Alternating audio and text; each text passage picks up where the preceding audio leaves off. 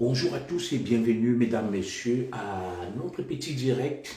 Nous sommes le mardi 21 juillet 2026. Alors, je vous ai annoncé un live pour ce matin, il me semble, pour 11 heures. Malheureusement, à 11 heures comme d'habitude, je n'ai pas eu assez de temps pour pouvoir discuter et échanger avec vous. Et comme j'aime quand même toujours tenir mes promesses, je fais donc ce direct avec beaucoup de retard. Et comme j'aime si bien le dire, mieux vaut tard que jamais. Nous poursuivons donc ce direct en attendant d'avoir un maximum de personnes connectées. J'attends de vous que la première personne connectée me fasse signe pour me rassurer que le direct y passe. Et comme j'aime le dire, je vous demande toujours deux petites choses. Sécurisez le direct en mettant des cœurs et partagez-le. Nous avons beaucoup de sujets à débattre aujourd'hui. Merci donc, je vois les premières personnes connectées. C'est une preuve que nous sommes bien en direct. Notre direct d'aujourd'hui ira très vite. Il ira très vite. Je sais qu'il fait un peu chaud. Il ne fait plus aussi chaud qu'avant. À 16h30 quand même, le maximum possible est déjà de retour à la maison. Les gens commencent à rentrer. C'est la période des vacances estivales. Et je vous prie donc de partager le direct et de le sécuriser. Nous aurons plusieurs sujets à discuter aujourd'hui. Le premier sujet, ça sera les photomontages sur la première dame, la présentant comme étant aux États-Unis à la finale de la Coupe du Monde, alors qu'en réalité, la première dame est avec son époux à Genève. Nous allons également parler de la compulsivité et puis de l'acharnement d'une bonne tranche de nos compatriotes activistes et extrémistes bamileke vis-à-vis des institutions du Cameroun et en l'occurrence celui qui les incarne, le président Paul Biya. Nous allons parler, n'est-ce pas, de la sortie de M. Valsero, où il est adulé, il est encouragé par les mêmes compatriotes bamileke, toujours les mêmes. Valsero qui déclare que, puisque nous disons que l'or de l'Est doit être exploité par M. Baboké, puisque nous disons que le littoral ou littoralien, de ce fait donc l'Ambazonie doit revenir aux Ambazoniens et le pétrole ambazonien revenir aux Ambazoniens. Et je vais donc prendre les extrémistes bamileke au mot, puisqu'ils se sont extasiés de cette publication de Valsero, le présentant comme le plus grand analyste de tous les temps. Et nous allons donc jouer sur le même terrain que Valsero. Nous allons naviguer dans le sillage de Valsero pour, n'est-ce pas, prendre au mot les extrémistes bamileke. Nous allons parler de l'affaire Dieunedor Kandem, ce Tidiminé qui se fait passer pour un pasteur qui a été condamné très lourdement et qui a fui le Cameroun pendant 10 ans et en est revenu. Et enfin, nous allons parler de M. Issa Chiroma Bakari, que beaucoup d'extrémistes bamileke ont transformé en marionnette et en pantin. Bonjour à toi, mon cadet Alain Christian Zanga. Nous allons parler donc de lui aussi. Nous allons faire une petite bifurcation sur l'affaire dite Baonla. Sur ce dont le décor est planté, vous savez de quoi nous allons parler aujourd'hui. Installez-vous. C'est une petite causerie. Voilà. Cette causerie ne sera pas empreinte de solennité, de formalisme et de tout ce que vous pouvez imaginer. Ça sera quelque chose de convivial. Permettez que de temps à autre, que je prenne quelques gorgées de bière. Il fait très chaud. Bien évidemment, l'alcool est à déconseiller, à consommer avec modération. Et nos enfants ne devraient pas prendre ça comme exemple. Excusez-moi, je suis en vacances, donc de temps à autre, j'essaie de me rafraîchir le gosier. Alors, est-ce que vous pouvez partager le direct, le sécuriser en mettant des cœurs pour qu'on ait un maximum de personnes possibles connectées. Et nous aborderons très rapidement un certain nombre de sujets. Je ne vais pas trop attendre parce qu'à force d'attendre, le direct devient trop long. Nous allons commencer à 16h30 et au grand max à 17h30, nous serons déjà terminés avec ces directs. Je serai très strict sur le timing. Voilà. C'est pour ça que je vais vous prier de sécuriser le direct, de le partager pour qu'on ait un maximum de personnes possibles connectées. Très bien. Comme je l'ai dit, je ne vais pas trop attendre. Nous sommes en train de monter en puissance. Beaucoup pourront suivre le direct en différé. Voilà. Comme ils en ont l'habitude, moi je viens, je prêche, je dis ce que j'ai à dire et puis je m'en vais. Voilà. Essayez de partager le direct, faisons des efforts. Il est 16h30, il y a quand même des gens qui rentrent du travail, d'autres qui sont déjà à la maison. Partageons-le, partageons, pour qu'il y ait le maximum de personnes possibles connectées. Alors, en attendant que le direct ne soit partagé, je vais essayer déjà de procéder par une petite entrée en matière avant d'aborder les différentes thématiques. Vous savez, il ne faudrait pas que nos compatriotes bamileke se plaignent et disent que nous ne comprenons pas le commissaire Zoro. Chaque fois qu'il prend la parole, il parle des bamileke. Pourquoi je vais parler des bamileke? Je parle des bamileke parce que, vous voyez sur la toile, la plupart de ceux qui font feu de tout bois, qui s'agitent énormément, qui font beaucoup de bruit sur la politique, ce sont nos compatriotes bamileke. La politique n'est pas interdite, mais la manière dont eux y procèdent n'a rien à voir avec la politique. Ça relève de la haine, ça relève de quelque chose de pathologique, de quelque chose d'obsessionnel, au point où on est en droit de se poser un certain nombre de questions. Qu'est-ce qui nourrit autant de rancœur, autant de haine vis-à-vis de nos compatriotes bamileke, activistes politiques sur la toile? Voilà, ça c'est d'un. Et de deux, nos compatriotes activistes politiques bamileke sur la toile vont carrément monter sur le filet, attaquer, dire des choses immondes et invraisemblables. Mais en retour, ils ne s'attendent pas à ce qu'on les reprenne, qu'on leur réponde. Répondre donc aux extrémistes bamileke, activistes de la toile, devient un sacrilège. Et ils ont le droit de parler. Et ils ont le droit d'attaquer. Et ils ont le droit de dire tout ce qu'ils veulent. Les autres devraient raser les murs, se cacher et ne rien dire. Voilà ce qui me pose de fois problème avec eux, au point où je décide de fois de me taire, que ça ne me regarde pas. Mais je me dis que comme ils ne comprennent pas, ils pourront interpréter le silence comme une caution à leurs bêtises et à leurs élucubrations. Je vais être un peu plus précis et plus clair. Et une fois que je l'ai dit, je continue à vous dire que le Cameroun actuel est détruit par deux catégories de Camerounais. Un, il y a une partie de l'élite et camp qui est de connivence avec les extrémistes bamileke. Et cette élite et camp fait trop de mal au pays. Et puis, il y a donc ces extrémistes bamileke de la toile que nous connaissons. Ils ne reculent pas. Ils ne changent pas d'un iota. Ils ont le même positionnement. Ils ne commettent jamais d'erreur, ils ne se trompent jamais, ils ont raison sur tout.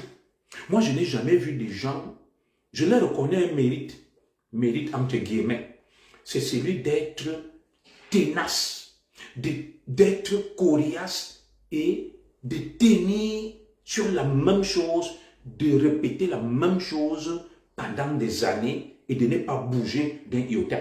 Ça, il faut quand même leur reconnaître cette fidélité à leurs idées, à leurs convictions. Parce que ça relève des miracles. Être aussi tenace, ne pas changer d'avis, peu importe ce qu'on va voir, et transformer inverser les valeurs, accuser tout le temps les autres de ce qu'on est exactement. Pour être donc précis, je vais faire dans du concret, puisque les vues sont en train de monter, vous allez regarder ce direct en différé. J'ai décidé de prendre la parole aujourd'hui au regard d'un certain nombre de faits que nous observons sur la toile. 1. Je veux savoir pourquoi au Cameroun, il y a plus de 250 ethnies. Chaque jour, je ne fais que le répéter. Mais l'ethnie, la communauté la plus bruyante, ce sont nos compatriotes activistes bamileke sur les réseaux sociaux. Ils font beaucoup de bruit, ils s'agitent, ils ne reculent pas. On dirait qu'au Cameroun, il n'y a que les bamileke. Pourquoi? Ce sont ceux qui s'agitent le plus, qui contestent le plus, qui caricaturent le plus le président, la première dame. Voilà un premier exemple. Ils ont à partir de l'intelligence artificielle, de l'IA, fait un photomontage de la première dame étant dans un stade de football aux États-Unis. Ce qui s'est avéré faux. Alors je me pose une question. Est-ce que c'est toujours la recherche du pouvoir? Est-ce que c'est toujours la politique ou c'est autre chose? Qu'est-ce qui pourrait motiver de tels agissements? Des gens qui se font passer pour les victimes des autres Camerounais, des gens qui se font passer pour des libérateurs, des gens qui se font passer pour, à la limite,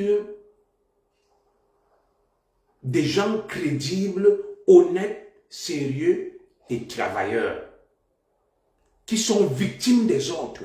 Alors, est-ce qu'en politique, il faut procéder par l'imposture en montant de toutes pièces une image de la première dame qui n'est pas aux États-Unis? Mais on va monter une image pour faire croire aux gens que la première dame est allée aux États-Unis voir un match de football. Elle a été placée très loin derrière alors que Eto'o était devant. Eto'o là, on fabrique un mensonge. Et ce mensonge-là, mes chers compatriotes, est gobé par des millions de compatriotes bamileke qui vont s'abreuver sur la page de Paul Tchouta de Zuimento. Ils en rigolent au point carrément de péter, excusez-moi du peu, et de pisser. Ils sont contents. Ils croient Dieu comme faire que ce que Paul Tchouta a monté de toutes pièces est la vérité. Et quand tu vas essayer de leur expliquer que ce n'est pas vrai, ils s'acharnent sur toi, ils se déversent sur toi, ils t'insultent et ils te traitent de tous les noms d'oiseaux. Moi, je veux vous lire là, parce que beaucoup me regardent là, crocodile, en caïman. Qu'est-ce qui explique ce genre de comportement, ce genre de réaction, ce genre de posture? Aller mentir que la première dame aux États-Unis fait des photos montage alors qu'on sait pertinemment que ce n'est pas vrai. Et beaucoup de bamileke s'agglutinent sur cette publication et vont croire que Paul Tchouta est un joker. Ce qu'il fait relève vraiment du miracle, c'est un héros, alors qu'en réalité, c'est un menteur, c'est un manipulateur. Qu'est-ce qui explique? Je ne peux pas croire que beaucoup de bamileke soient naïfs au point de croire que ces photomontages sont la vérité. Je crois qu'il y a une toute autre réalité qui se cache derrière ces postures collectives et communes de nos compatriotes bamileke. Et moi, je n'ai pas la réponse. Je n'ai pas la réponse. C'est pour ça que je viens toujours discuter avec vous. Parce qu'après ce direct, je m'assois. Bonjour à toi, mon frère Thierry et Cindy. Je parcours toutes vos questions et tous vos commentaires pour essayer de me faire une idée de ce que vous pensez. Donc, je veux savoir, écrivez-le. Qu'est-ce qui explique le comportement de beaucoup de nos frères bamileke qui vont aller cautionner et encourager le mensonge, l'imposture, l'insulte, la mise en scène quand ça concerne les autres et en l'occurrence les bêtis et les écans? Ils sont très contents. Mais dès que tu vas donc essayer de les raisonner, ils se fâchent, ils se déversent sur toi, ils t'insultent. S'il vous plaît, je vais vous lire là. Je pose des questions et j'ai envie d'avoir des réponses. Qu'est-ce qui explique ça? Je vais même pour boire un verre avec des compatriotes africains qui sont congolais. Ils vont me parler de Paul Biya comme un dictateur. Parce que beaucoup côtoient nos frères Bamileke, des mecs du Congo-Brazzaville. Je vais souvent m'asseoir avec eux pour boire une bière, comme hier, des Ivoiriens. Ils me disent que, oh, Paul Biya, le pays est bloqué, il n'y a rien. Donc, ils suivent le narratif des Bamileke. À un moment, donc, j'ai demandé à ces Congolais de Brazzaville que me dit donc, vous parlez de Paul Biya, vous avez Sassou Nguesso, qui est d'une nudité absolue, qui est cruelle, qui a massacré beaucoup de Congolais. Vous ne parlez pas de ça, mais vous venez parler du Cameroun. Donc, mon frère Laurent Owona me dit, la haine, c'est possible. Beaucoup de gens m'ont dit que c'est de la haine. Alors, cette haine s'explique par quoi? Mon frère Laurent Owona, mon frère Thierry et Cindy, qu'est-ce que les Ekans ont même fait à certains Bamileke pour qu'ils aient autant de haine canalisée seulement contre une seule communauté, la communauté Ekan, les Bétis? Pourquoi? Qu'est-ce qui explique cette haine? Certains m'ont dit que c'est parce que les Ekans ont le pouvoir qu'ils veulent. Je ne peux pas lire, hein, comme c'est trop long là. Mon frère Justice, si c'est qui là, c'est trop long. Biya ne sait jamais. Je n'arrive pas à lire, c'est trop long.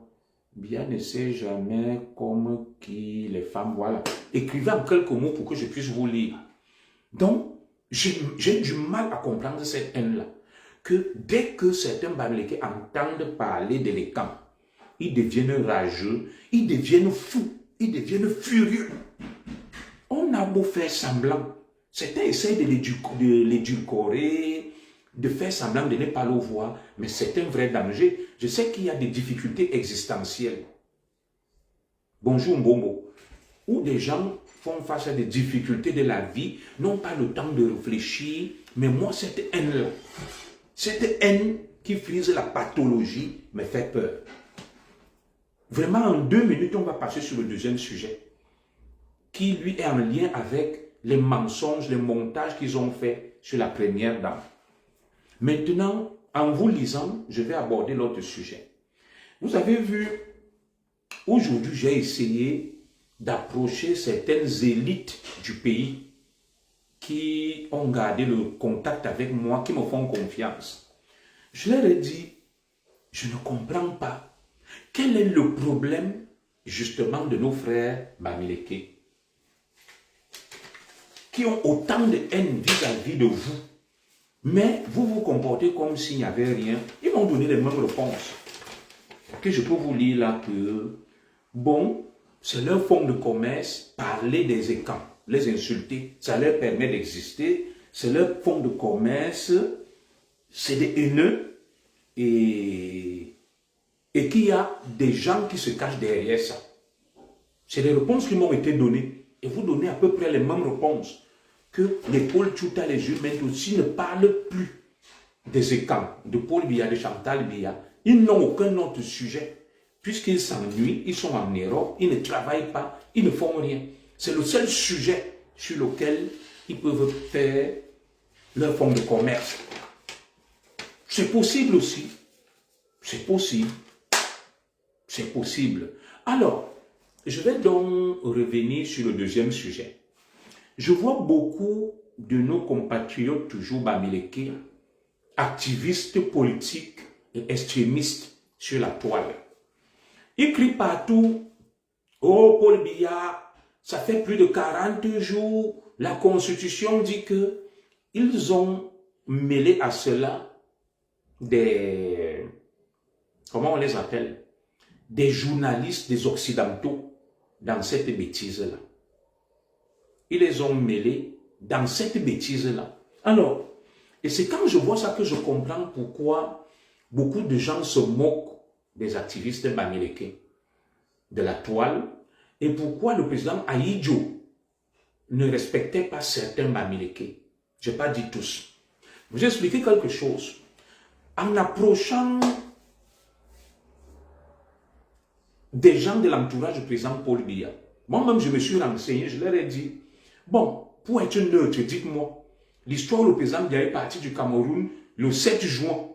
Nous sommes aujourd'hui, carrément le 21 juin, ça fait plus de 40 jours. Est-ce que ces extrémistes bamileke n'ont pas raison? Les fins limiers du système qui connaissent la Constitution m'ont dit, mon commissaire, le président Biya est parti du Cameroun le 7 juin pour un séjour privé. Et dans son séjour privé, le président Biya a d'abord consacré une partie de son séjour à des affaires d'État, des rendez-vous. Souvenez-vous que le G7, c'était le 17 juin. Certes, vous allez me dire que le Cameroun ne fait pas partie du G7. Non, il y a ce qu'on appelle la diplomatie des coulisses. Ils m'ont donc expliqué, les diplomates camerounais, que le président Biya, entre le 7 et le 17, a procédé, n'est-ce pas, à des rendez-vous, des rencontres avec des hommes d'affaires venus dans le cadre du G7 en Suisse, des hauts dignitaires des pays. Il a eu des séances de travail. Donc le président Biya est allé préparer le G7 à rencontrer beaucoup d'hommes d'affaires, d'opérateurs économiques, de décideurs du monde à Genève. Donc ces vacances ont été amputées de 10 jours. Et le président Biya n'a pas à s'expliquer devant les Ndurungeme, devant les Ezeibo. Donc, du 7 au 17, le président Biya a procédé à ce qu'on appelle des rencontres, des rendez-vous. Il a accordé des audiences à des hommes d'affaires venus du monde entier pour l'intérêt du Cameroun. Donc, le président Biya continue à travailler. On appelle ça la continuité. Ce n'est pas parce que le président Biya est à l'étranger qu'il ne travaille pas. Donc, ils m'ont dit que le président Biya, l'État du Cameroun, n'a pas à se justifier devant des Ndurungeme, comme les Paul Tuta, les Humento, qui sont en réalité des bougres, des ignorants, qui connaissent rien du fonctionnement d'un État et qui ne font aucun effort pour se renseigner et s'informer. Donc, le président Biya, pour ses oiseaux, n'a jamais passé plus de 40 jours à l'étranger au titre, n'est-ce pas, des vacances. Le président Biya, regardez, moi-même, j'ai pris mes vacances le 1er juillet. Mais à partir du 1er juillet, j'étais en accident de travail. Parce que peu avant le 1er juillet, j'ai eu un petit souci dans mon service. On m'a déclaré un accident du travail. Et j'ai fait une semaine en AT, accident de travail. Et cela a été amputé sur mes vacances. Au lieu d'avoir 30 jours, au lieu d'avoir 25 jours, j'ai eu 20 jours. Donc, je vais récupérer cette semaine que j'ai perdue. Alors, le président Biya s'est rendu. Il y a 3 types de voyages. Voyage privé, voyage officiel. Voyage privé, voyage officiel, voyage d'État. Il s'est rendu en Europe pour ses vacances, mais en a profité la première semaine pour travailler. Il a accordé des audiences à des chefs d'État, à des dirigeants du monde pour préparer le G7, où il y avait les Donald Trump, tous les présidents du monde avec leurs proches collaborateurs et les hommes d'affaires. Maintenant, le président Biya n'est pas tenu de venir se justifier devant des va-nu-pieds, parce que qui peut le plus, peut le moins. Donc, quand on fait le décompte du 7 au 17, c'est ce que les diplomates m'ont expliqué, et même des juristes, le président Biya continue à travailler. Il gère des affaires d'État pour l'intérêt du Cameroun. C'est donc à partir du 17, après le G7, que le président Biya a pris ses 30 jours de vacances. Donc, quand vous voyez donc ces moutons déclarer n'importe quoi sur les réseaux sociaux, le président Biya a fait Sciences Po. Quand vous dites que Kamto est un cerveau, il vous a mis le zolo, non. C'est Paul Biya qui vous met les zolos. Vous qui pensez être des grands intellectuels, vous ne connaissez rien. Vous êtes des Ndurungeme. Vous êtes des Ndurungeme et Biya. Vous le démontrez, le vieux. Que vous dites qu'il est fini, il ne connaît rien. Vous ne savez même pas que là, le président Biya, on va vous publier des photos où le président Biya a rencontré des grands de ce monde. À Genève, en Suisse, dans le cadre du G7. Il en a rencontré beaucoup. il a accordé beaucoup d'audience, il a travaillé pour son pays, le Cameroun, sans faire du bruit comme vous. Donc, votre Camto, qui est le pape du droit, devrait vous expliquer ça. Parce que vous êtes des moutons de Panurge. Et je comprends pourquoi on ne peut pas confier l'État du Cameroun à certains extrémistes bamileke. Quand tu vois ce genre de comportement, même le fonctionnement d'un État, ils ne maîtrisent pas. Et ils vont se dire agrégés, docteurs, intelligents, génies. Non. Le président Biya, du 7 au 17, calculé, ça fait 10 jours. Il est parti le 7 juin. Et nous sommes aujourd'hui, quand on compte du 17 juin au 17 juillet, ça fait 30 jours. Et nous sommes aujourd'hui, quand le 21, ajouté, ça fait combien? Au 17, 18, 19, 20, 21, ça fait 4 jours en plus. Le président Biya n'est que là depuis 34 jours. Il n'a même pas encore fait 40 jours. Parce que la première semaine, le président Biya a travaillé pour le compte du Cameroun. Il était avec des dirigeants du monde. Il n'était pas en vacances au G7. C'est la continuité de l'État. Le président travaille au Cameroun comme à l'étranger. Et vous voyez donc tous ces moutons de Panurge qui se lèvent, qui débitent des bêtises à longueur de journée et sont suivis par des milliers et des millions de cons, excusez-moi du peu, qui croient Dieu comme fer en leurs élucubrations alors qu'ils ne maîtrisent rien du fonctionnement d'un État. Mais voilà donc que je vous tourne en bourrique, je vous ridiculise, ferme la porte là. Voilà, je vous ridiculise.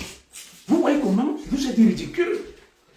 Donc, vous avez donc crié partout que oh, le président Biya est en séjour depuis plus de 40 jours, il a débordé les limites que lui impose la Constitution. Même la Constitution, vous ne connaissez pas. Même le droit constitutionnel, vous ne connaissez pas.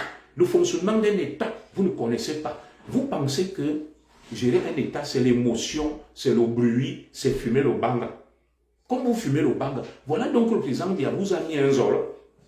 Ça veut dire que si vous étiez des experts, des avocats pris pour défendre des gens, vous devez perdre ce procès et faire perdre de l'argent à vos clients parce que vous êtes des abrutis. Vous ne connaissez rien d'un fonctionnement d'un État. C'est pour ça que j'aime vous dire que laissez des gens comme moi vous informer. Vous allez suivre des tonneaux vides. Des trous de... Je ne vais pas utiliser cette expression. Vous voyez donc que le vieux vous a mis un zolo. Le vieux vous a mis un zolo. Le vieux Biya vient de vous mettre un zolo. Vous voyez donc quand je vous fais cette démonstration, quand vous-même vous restez chez vous, vous dites que non, nous sommes des cons. Répétez derrière moi, après moi, que vous êtes des cons. Vous êtes des cons. Vous croyez connaître alors qu'en réalité, vous ne connaissez rien. Alors, l'autre bêtise que je vais décrire auprès de mes compatriotes bamileke est simple. Les mêmes, il y a un qui vient me dire là, qui vit encore, raison de plus.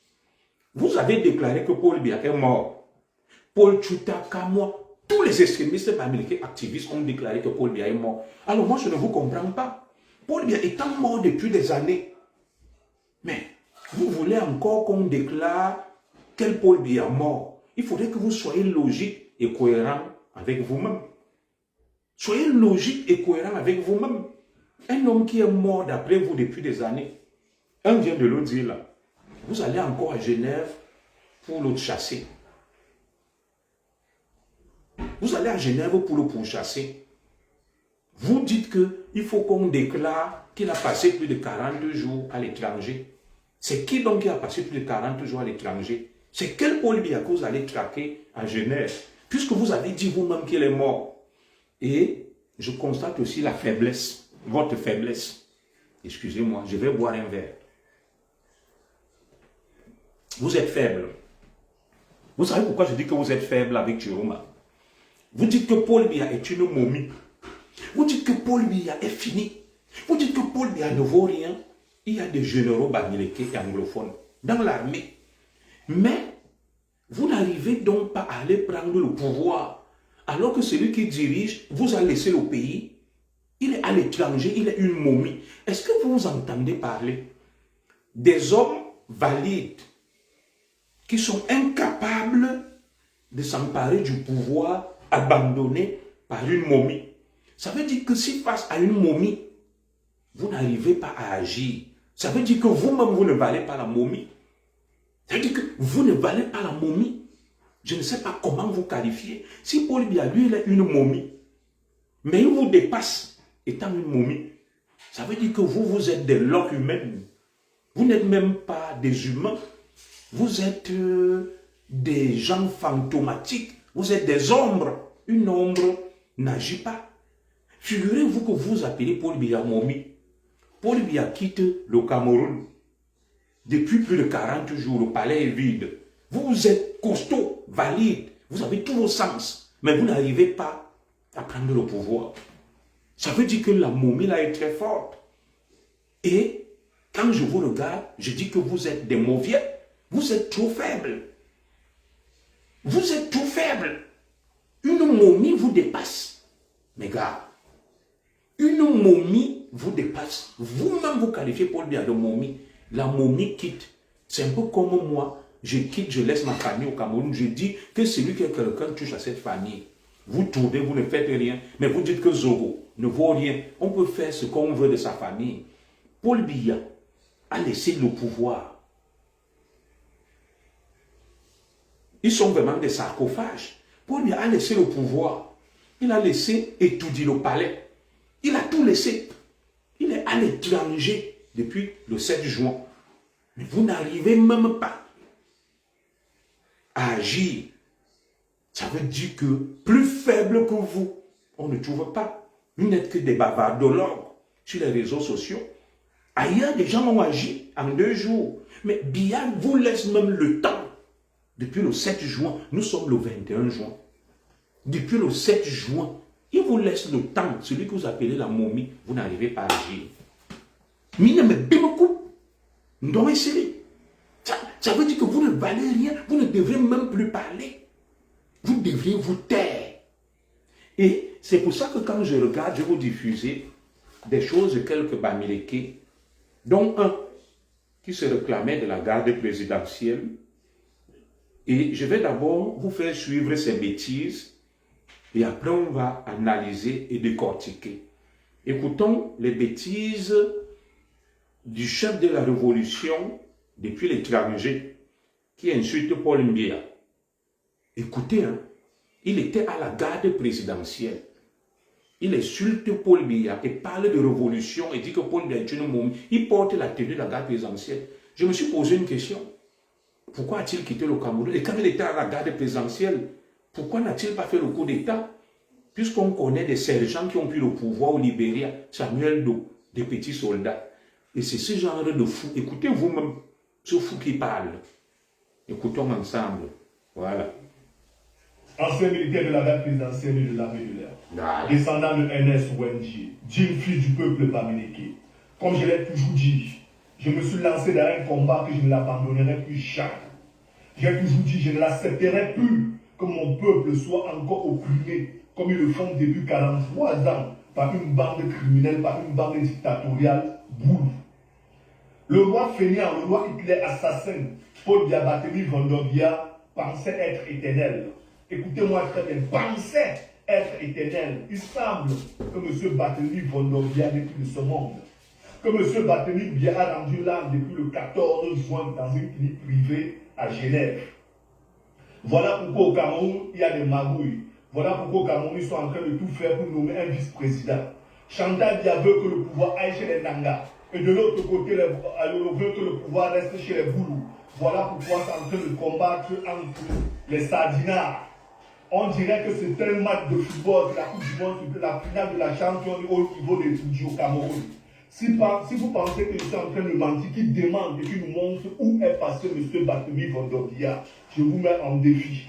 M. Barthélemy Vandorbia semble qu'il n'est plus de ce monde. Rappelez-vous de l'histoire de Mobutu. Je vous avais toujours dit, si ce n'est pas la nuit, ça serait le jour. Partagez-moi la vidéo s'il vous plaît. Le roi fainéant Hitler Barthélemy Vandorbia semble qu'il n'est plus de ce monde. Il n'est plus de ce monde. Partagez-moi la vidéo. Que les dieux bénissent le Cameroun. Un Cameroun nouveau est possible. Merci. Voilà. Vous venez donc d'écouter ce Kougnafé et cet idiot et imbécile. Excusez-moi. Vous venez d'écouter cet idiot et cet imbécile.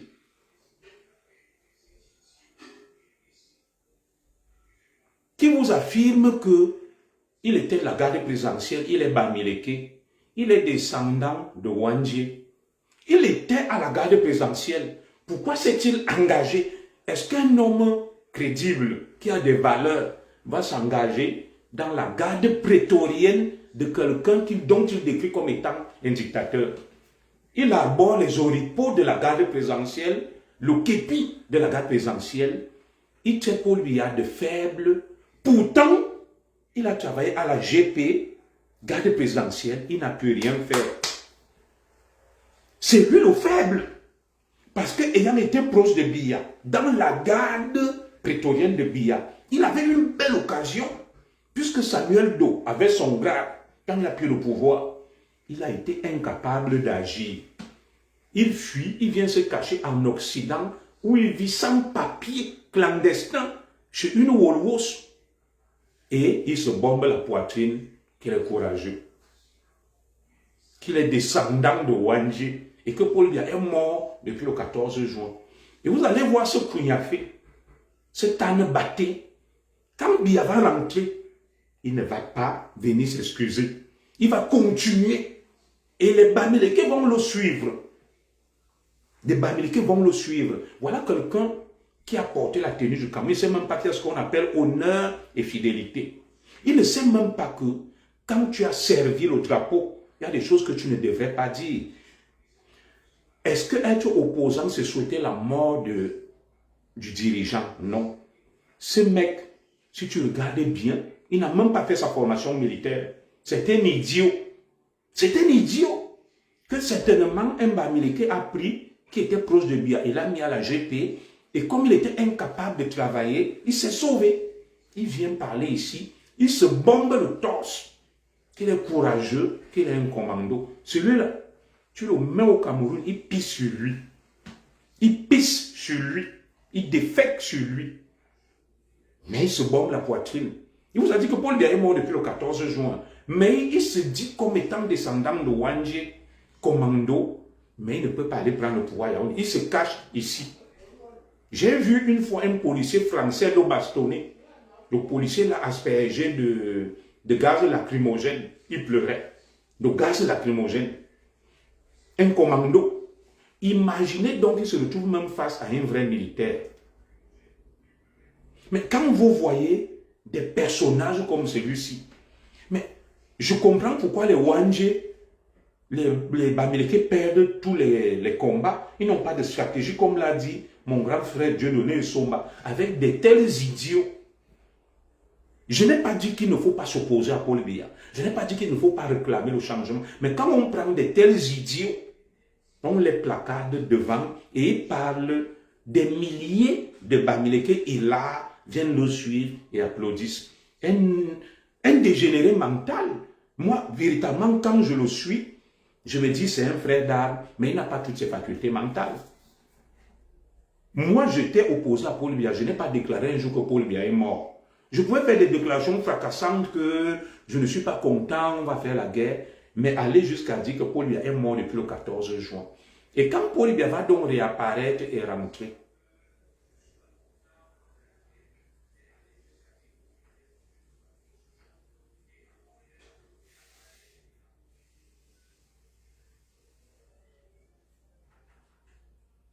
voilà. Quand Paul Biya va réapparaître et rentrer, je souhaite que ce frère d'armes, je n'ai rien après lui, c'est un frère d'armes, se retire des réseaux sociaux, qu'il demande pardon et dise que je suis un idiot. Mais vous verrez, il ne va pas se retirer. Il va continuer à dire, à avancer des élucubrations, la fuite en avant, à dire des débilités, des imbécilités. Ce mec est donc à l'image de beaucoup de nos compatriotes américains. Oui, on me dit là que c'était un bandit, ça ne va pas m'étonner. Il dit qu'il était de la garde. Ça, ce sont certainement des bandits qu'on a fait entrer à la GP parce que l'armée ont cultivé des valeurs. Ça veut dire que Paul Biya ayant été son patron, son chef, Même s'il est mécontent, comment? Il ne doit pas tenir ce genre de discours. Pour quelqu'un qui a été moulé dans notre police, dans notre armée, c'est impossible. Même sa formation commune de base, je suis sûr que cet énergumène ne l'a pas faite. Il ne l'a pas faite. Parce que quelqu'un qui a fait la formation commune de base, chez nous, policiers, militaires, gendarmes, ne peut pas s'exprimer comme ça, avec autant de légèreté, avec autant de vulgarité, avec autant d'immaturité.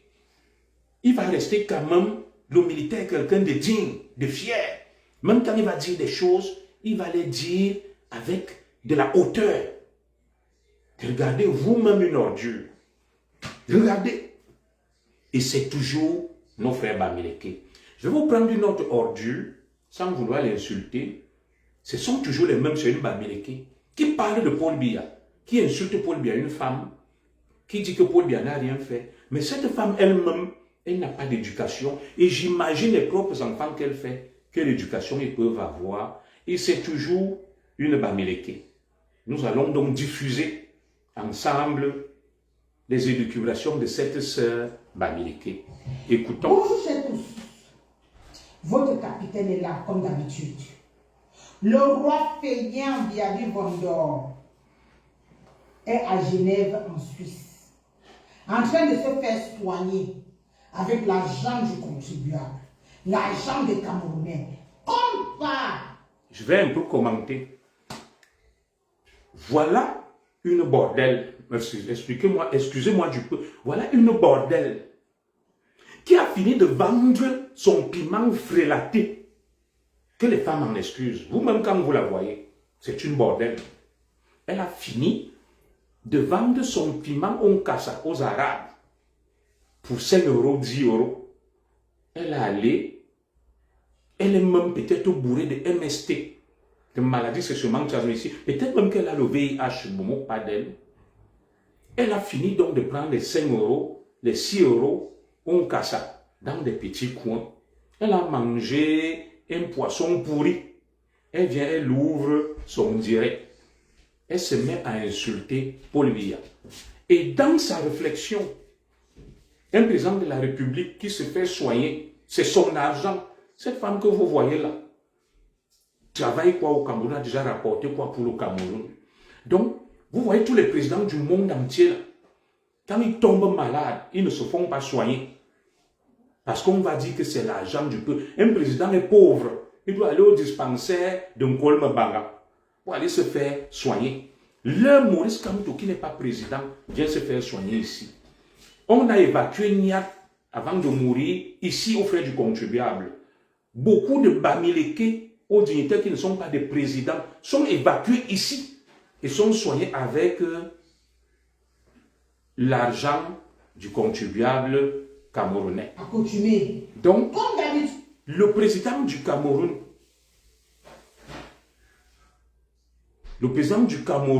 ne doit pas venir se faire soigner. C'est son argent, c'est l'argent de cette bordel.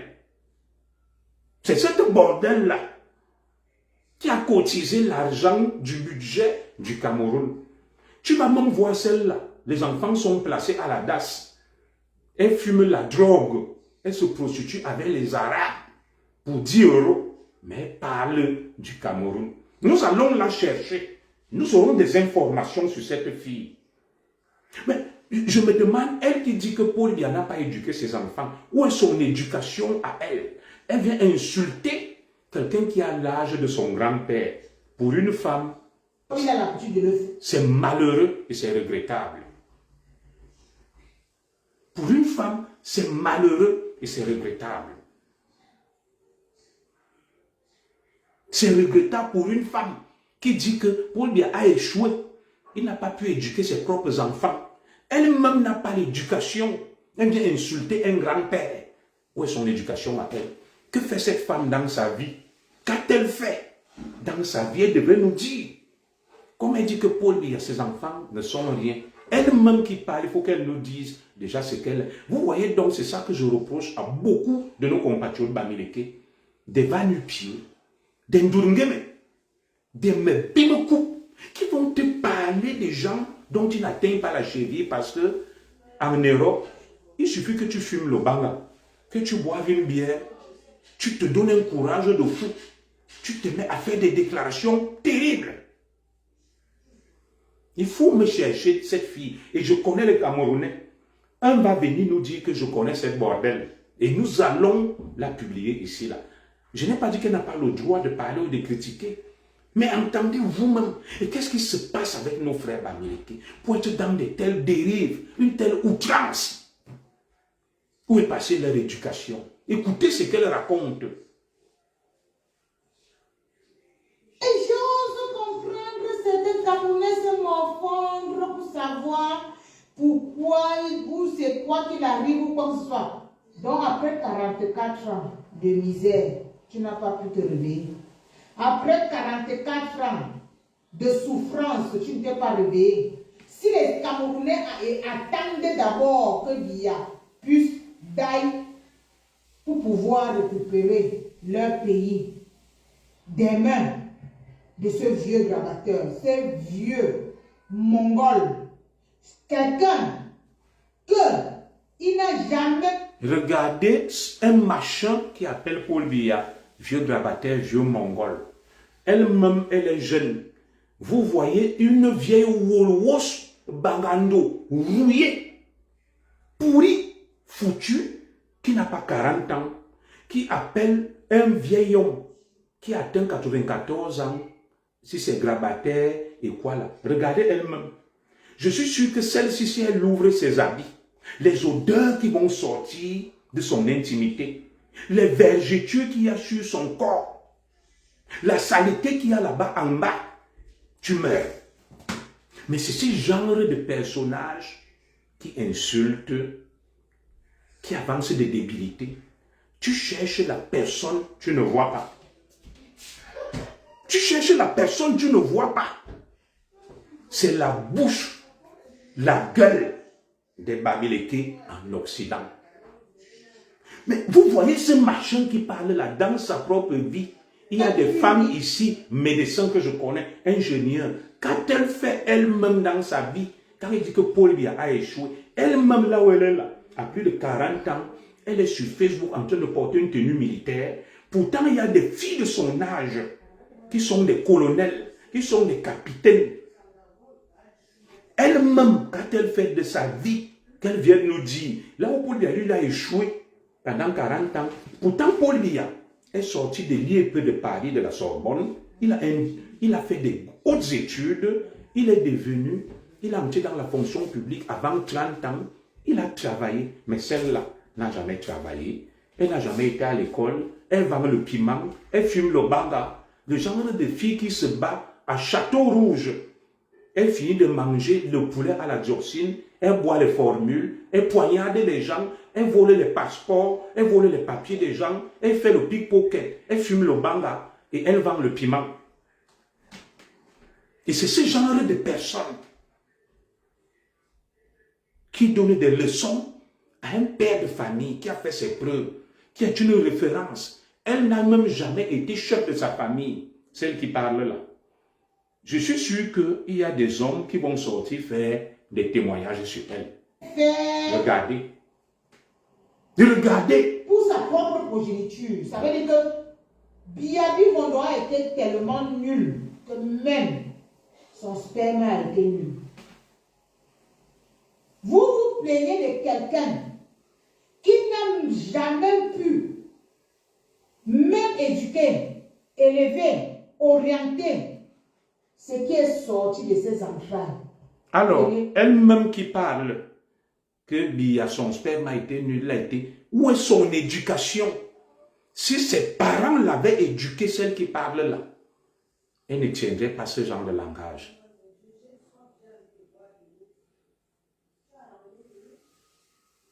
Si elle-même, elle était éduquée, où est son éducation à elle?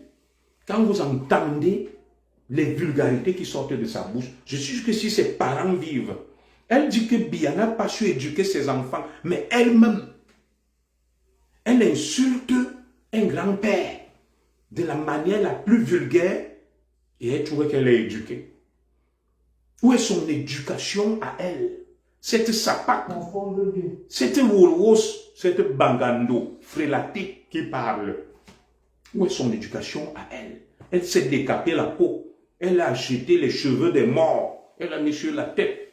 Elle est allée prendre une tenue militaire. Elle porte sur son vieux corps rouillé, tripoté par l'incassa. Où elle part laver les vieilles personnes dans les maisons de retraite. Je respecte les femmes camerounaises qui lavent les gens pour gagner leur vie. Elle là, elle est en Europe. Que fait-elle? Il y a des jeunes filles ici en Europe qui ont intégré l'armée, la police, la gendarmerie française, qui travaillent, qui sont des médecins. Elle-même, quel est son métier? Celle qui parle là. Ces enfants qu'elle a fait sont où? Qu'elle nous dise. Qu'elle nous montre ces enfants, comment ils sont un modèle de réussite, on voit. Elle nous parle d'éducation. Regardez vous-même son éducation à elle. Cette défroquée mentale, cette dégénérée mentale. Les petites femmes de Château Rouge qui boivent les bières. Les hommes vont coucher avec elle. Tu lui donnes le poulet de 10 €, les cuisses de poulet à la dioxine. Tu lui donnes 3 formules. Il y a des coins là. Tu peux finir avec elle. C'est ça qui parle de Paul Biya. C'est cette poubelle. C'est cette ordure qui parle de Paul Biya. Et qui parle d'éducation. Elle. Non. Cette poubelle, le Cameroun est tombé trop bas. Tu finis de prendre le banga. Au lieu d'aller chercher tes clients tranquilles, tu ouvres la caméra. Mais va clasher, ça c'est votre niveau, allez vous clasher. Tu ne peux pas parler de Paul Biya. Ce n'est pas ton égal. Qui dans ta famille atteint la cheville de Paul Biya? Lui, admettons, Paul Biya n'a pas fait beaucoup de choses, mais est-ce pour autant qu'une poubelle, une ordure, une dévergondée comme celle-ci parle de Paul Biya, insulte Paul Biya? Vous avez déjà vu Franck Biya? Franck Biya est éduqué. Cette femme vaut Franck Biya. Elle a quel enfant qui vaut Franck Biya? Vous avez déjà vu Junior Biya venir insulter quelqu'un? Non. Non. Vous avez déjà vu un des jumeaux de Chantal Biya venir insulter quelqu'un? Non. Bon, il n'y a que Brenda qui est comme elle. Ils sont sur les réseaux sociaux les mêmes. Tu vas voir même cette fille-là, peut-être son père était quelqu'un de bien, et comme elle fumait le banga, elle n'a rien fait de sa vie, elle commence à insulter son grand-père, elle parle d'éducation, alors qu'elle-même est un véritable ours mal léché. Elle n'a aucune éducation. Comme ça. Je vous dis, cher peuple camerounais, nous allons nous lever pour défendre notre pays, notre nation, récupérer le pays entre les mains d'un vaurien qui s'appelle Biabi Vondon, qui n'a jamais pu ni nous donner de l'eau, l'électricité, les routes, même pas les hôpitaux. Biabi Vondon pas se soigner où? En Suisse, à Genève. Biabi Vondon pas bien vivre où? Dans les pays des autres. Parce qu'il n'a jamais pu rien faire pour son peuple, pour sa nation. Pendant. Et cette bordel vit ici. Elle-même, elle a fait quoi pour ce pays où elle vit? Parce qu'il y a une extrémiste bamileke, je vais lui répondre. Cette bordel, elle-même, dans le pays où elle vit, elle a fait quoi? Au Cameroun où elle est, elle a fait quoi? Rien. Cette Wolwo, cette Bangando, cette Virago. Il y a donc un bamileke là qui vient qui dit les paresseux, les jusseurs et camps. C'est un sujet sur lequel je voulais également répondre aux dégénérés mentaux bamileke. Très bien. Vous voyez les écanos. Mon grand-père était un grand agriculteur. Il produisait les 100 sacs de cacao par an. Il est mort il y a longtemps. Ma grand-mère cultivait les champs. Mon père a travaillé, il a pris sa retraite. Il cultive ses champs avec Kalminikoul. Ma mère a plus de 80 ans. Si tu t'arrêtes à Ebebda, ma mère va au champ. Alors, moi, je me pose toujours une question sur certains de nos compatriotes bamileke qui vont se lever et dire les paresseux, les jusseurs et camps. Je vais vous dire quelque chose. Entre même le Bamileke et les camps, c'est qui le travailleur? Le Bamileke est un commerçant. Quelqu'un qui s'assoit devant sa boutique, il vend les bananes qu'il ne produit pas. Il vend les arachides qu'il ne peut pas cultiver. Toute la journée, c'est lui le paresseux. C'est lui le paresseux. Les écans cultivent la terre, vont au champ. Et il y a une question que je pose toujours aux Bamileke qui parlent. Vous voyez tous nos parents. Ça participe de la folie de certains Bamileke qui sont dans nos villages là, dans le centre, le sud et l'est. Vous savez que ce sont les Bamileke qui les nourrissent. Comme mon père est Kalaminkoula, c'est ce fainéant Bamileke qui parle là, qui dit que les écans sont des paresseux, des jouisseurs. C'est lui qui nourrit mon père. Vous voyez où je suis en France là. Tous les écans qui sont en France, ce sont les Bamileke de la France qui les nourrissent. Donc, comme je suis chez moi, là, vous voyez ma maison sinon, c'est un Bamileke qui paye. C'est un Bamileke qui nourrit ma femme et mes enfants, qui me nourrit. Donc, quand tu suis ce genre de raisonnement, tu te dis même que ces gens m'ont grandi où? Ils sortent d'où? Qui leur inculque même ce genre de bêtises. Je vais donc vous dire quelque chose, vous, les Bamileke. Qu'est-ce que l'Ouest a produit pour le développement du Cameroun? Je pose la question. Le cacao a conçu le Cameroun. Le cacao venait de chez nous. Le kilo du cacao coûtait 5000 francs CFA. Amadou Aïdjo donnait 200 francs à nos grands-parents, à nos parents. Il gardait 4800 dans la caisse du Fonader. Et c'est cet argent que beaucoup de commerçants Bamileke, excusez-moi, je vais être vraiment cru. Parce que tout le temps, enregistrez cette partie, chaque fois qu'un Bamileke va dire les paresseux, les jouisseurs et quand, vous prenez ça, vous lui faites suivre ça que c'est l'argent du cacao des écans qui a construit et bâti le Cameroun. C'est cet argent que les hommes d'affaires Bamileke sont venus prêter. Ou emprunter, disons, ils sont venus emprunter pour faire leurs affaires. Alors, entre donc vous et les écans, c'est qui les vrais paresseux? Soyons sérieux. C'est qui les vrais paresseux? Parce que ça, c'est des stéréotypes que vous véhiculez.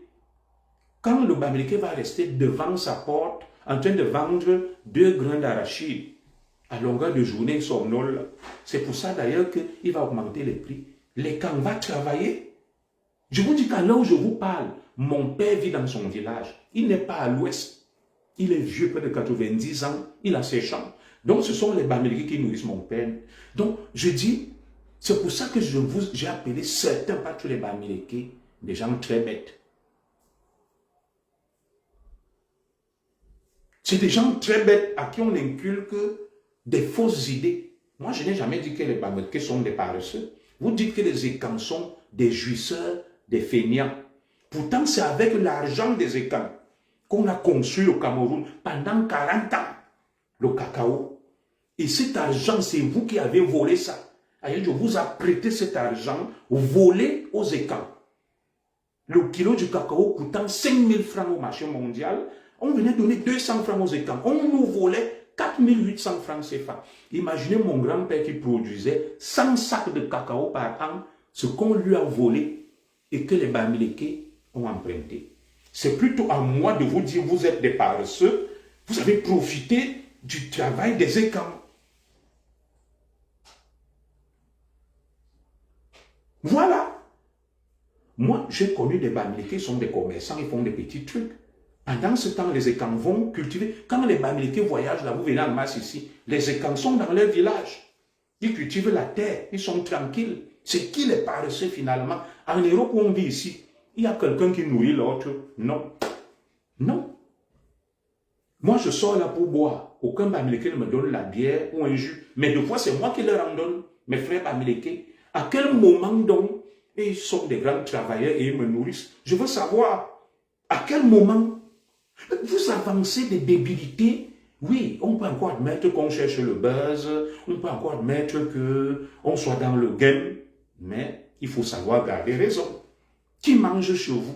Vous nourrissez qui? Vous êtes d'abord nourri vous-même. Des gens qui mangent les arachides grillés et le tapioca chaque jour avec le bâton de manioc. Vous nourrissez qui? Allez dans les villages et quand vous allez voir, les écans vivent, ma grand-mère, tous mes grands-parents maternels, paternels, des grands cultivateurs, ils ne manquaient pas quoi manger. Donc c'est vous qui allez nourrir tous les papas et tonnes qui sont là partout, Manguissa, Kol. Mais vous dites tellement de bêtises que je me dis, qui vous a même menti et raconté ces histoires-là? Qui vous a raconté ces histoires-là? Vous nous êtes redevables. On nous a volé l'argent du cacao. Si les écans demandent un dédommagement, ça sera des milliards. Le Fonader fonctionnait avec quoi? Toutes les ambassades, je les ai construites avec l'argent du cacao. Les camers, tout ce qu'il y a chez vous, c'est avec notre argent du cacao. En retour, vous avez donné quoi aux écans? Je veux savoir. Quand vous vous affublez du titre de grands travailleurs, les autres sont des feignants. C'est vous les feignants. Le feignant a toujours été le commerçant qui s'installe, qui vend 2 bananes toute la journée. Pendant ce temps, tu ne peux pas produire ce que tu vends. Celui qui produit ça, c'est les camps. Donc, arrêtez ces discours à la con. Peut-être parce qu'on vous regarde, vous amusez la galerie, vous dites n'importe quoi. Voilà, nous continuons notre direct pour donc vous dire que le président Biya est à l'étranger, il vous a laissé. Il est la momie, vous êtes incapable d'agir. Et la momie est là, elle vous contrôle. Et je vais aborder notre sujet avec vous. Regardez, vous, les extrémistes bamileke, jusqu'où vous avez amené Issa Chiroma. Dès que vous touchez à quelque chose, soit... Tu viens te soucier.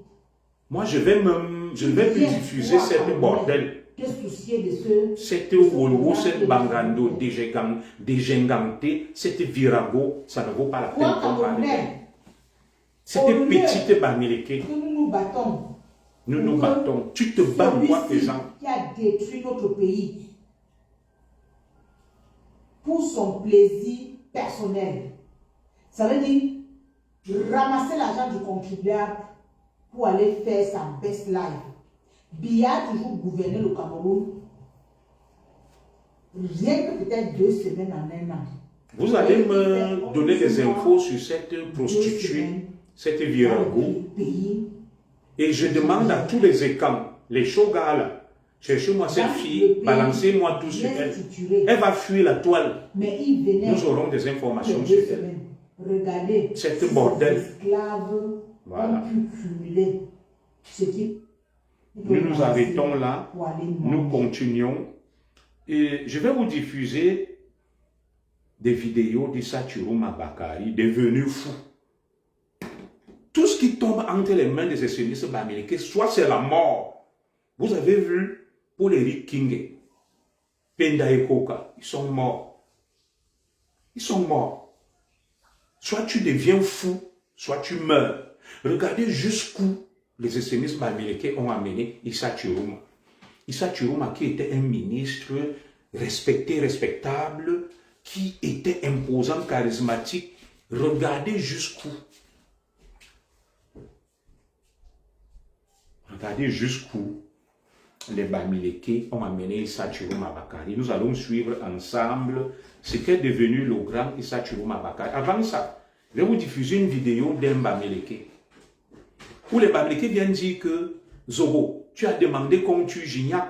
Oh, les écans sont haineux. Regardez une vidéo de Gignac. Et ça, les extrémistes bamileke ne l'ont pas vu. Quelqu'un qui dit qu'on va déloger Biya ou demander qu'il me fait comment pour arriver là-bas pour le déloger. Là, oui, ça, non. Ça, c'est pour vous. Ça, c'est pour les bouts qui disent qu'on t'attend ici au pays, on t'attend ici, le président Biya ne recule devant la mer. Vous savez ce que Biya veut dire? Biya veut dire qu'il ne recule jamais devant rien. Ça, c'est pour vous. Vous allez me dire sur le Cameroun, c'est pour nous tous, mais sur le Cameroun, c'est seulement pour les bouts. Avec les villageois Chinda Bassala, Chinda des Bouts. On dit qu'on fait comme chasser pour dire que les Bamileke, on dit trop. Quand vous un jour, vous n'avez. C'est pas un, hein, c'est 2. D'ici là, que vous êtes dans le monde, on nous dit que il y a des bâtiments pour vous. Attendez. Merci de regarder comme ça. On a dit, dans la chose, il était voué que je vais louer sur un café. Tichet, il fait l'administration comme ça. Regardez un va-nu-pied, regardez un salétologue, regardez un villageois qui insulte les bassins. Quasi analphabète, il ne se lave pas. Il pue. Gignac.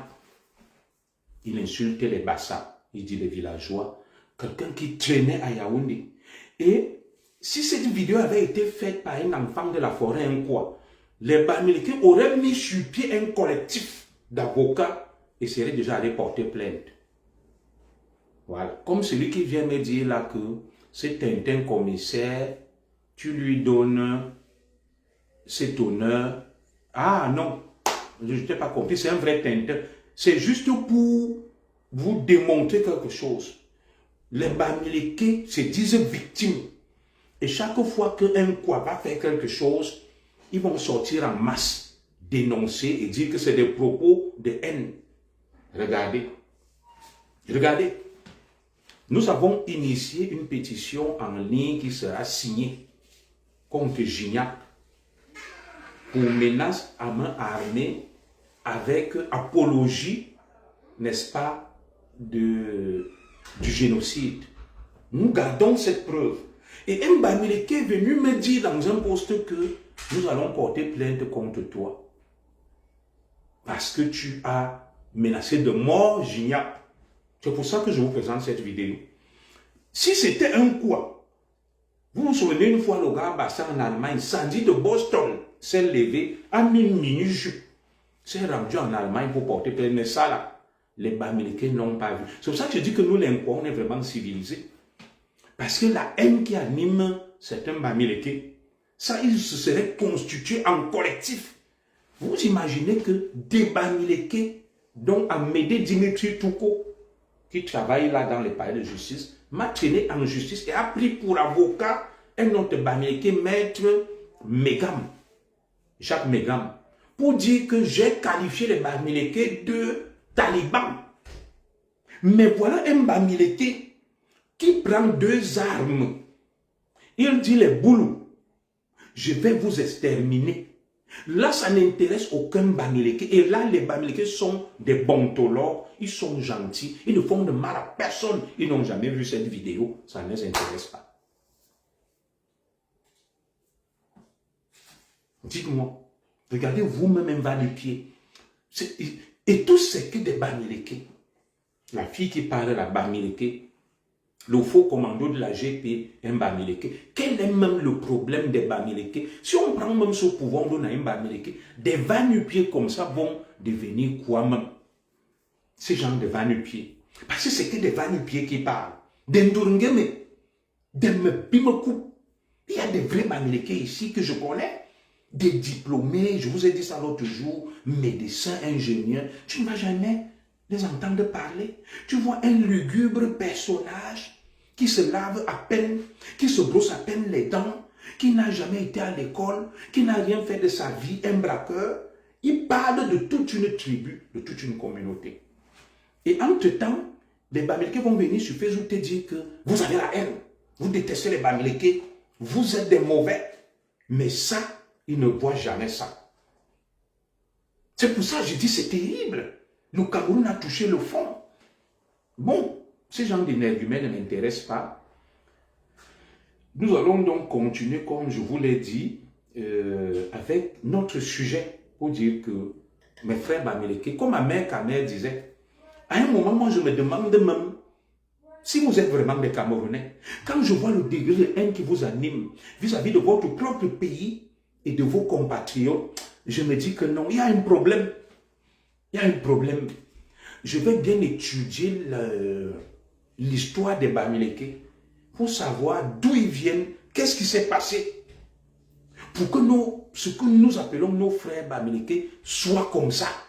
Ils ont une haine. Ils sont violents, ils sont déraisonnables. Tu te demandes que quel est même le problème. Qu'est-ce qui ne va pas? Oui, quand c'était Billy Akele, ils ont constitué des collectifs que Billy a menacé un Bamileke avec l'arme. Là, les Bamileke ne voient pas. Ils deviennent sourds-muets. Sourds-muets et aveugles. Ils n'ont rien vu de tout ça. C'est pour ça que je dis, qu'est-ce qui les anime? C'est quoi le problème? Je cherche toujours à comprendre. J'ai des amis Bamileke que je vois là. Ils sont corrects. En cause, ils ne sont pas aussi déraisonnables. Ne peuvent-ils pas raisonner, ce genre de crétins? Qu'est-ce qui explique, n'est-ce pas, ce comportement fourbe, hypocrite, prompt à acculer et accuser les autres, mais se taire quand il s'agit des siens? Je ne comprends pas. Nous allons donc continuer avec le dossier de Valsero. Nous avons déjà évacué celui de la première dame avec l'image traficotée aux États-Unis, qui n'est pas la première dame. Je vous ai parlé du séjour du président Biya. Le président Biya qui n'a jamais atteint 40 jours en Europe. Ça relève de l'imbécilité. Et je vous parlais de Chiruma avant d'aborder Valsero. Regardez ce que les Bamileke ont fait d'Issa Chiruma. Issa Chiruma, grand ministre respecté, devenu le bon diable aujourd'hui, devenu le fou qui amuse la galerie. Et les Bamileke extrémistes ont réussi de faire de Chiruma l'idiot utile qui débite à longueur de journée des incongruités et des bêtises. C'est la descente aux enfers pour Chiruma. Chiruma qui était avec Paul Biya, l'un des piliers du système, un homme respecté. Chiruma est devenu aujourd'hui la risée du monde entier. Chiruma est devenu la risée du monde entier. Chiruma est devenu l'amuseur public, le fou du village. Regardez vous-même les mots qui sortent de la bouche d'un homme. Chiruma est à gauche, Chiruma est à droite. Chiruma va te dire qu'il est parti du Cameroun, il est trop fort. Le même Chiruma va te dire qu'il rentre l'armée. On a donné quoi à Chiruma? La famille de Chiruma est où? Mais amenez ce monsieur chez un psychiatre. Le grand Chiruma que nous tous on a connu, regarde à quoi il amenait réduit. Chaque jour, c'est la descente aux enfers. Chiruma débite des insanités, des bêtises à longueur de journée. Partagez-moi le direct. Ne venez pas le regarder en crocodile, en caïman. Hein? Partagez-moi le direct. Vous profitez de quelque chose de bien, mais vous devez partager. Écoutons ensemble Chiruma. J'ai les larmes aux yeux. Messieurs les femmes et hommes en tenue, je vous demande solennellement de venir me chercher en Gambie où je me trouve en exil contraint et forcé.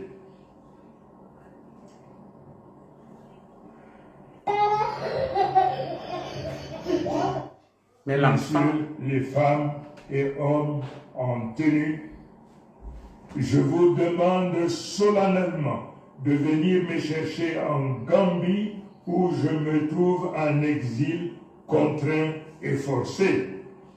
et nous avons perdu Chiruma. Bidam Chiruma. Je vais chercher sa déclaration complète. Nous avons perdu Chiruma. Chiruma est foutu. Écoutez vous-même la déclaration d'un homme sensé. Issa Chiruma Bakari. Il me faut la déclaration intégrale d'Issa Chiruma Bakari. Regardez en quoi Chiruma en est réduit. Vous les parents.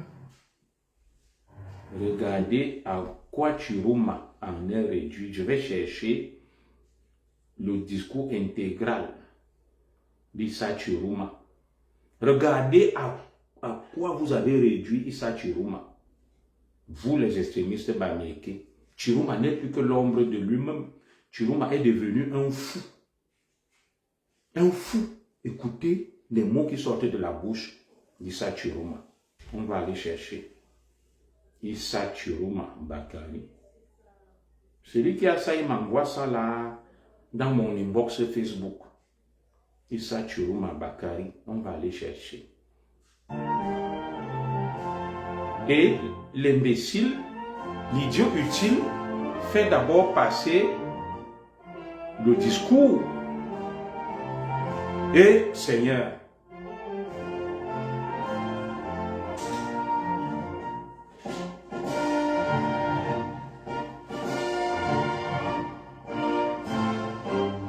pauvre Issa Chiroma Bakari, nous l'avons perdu.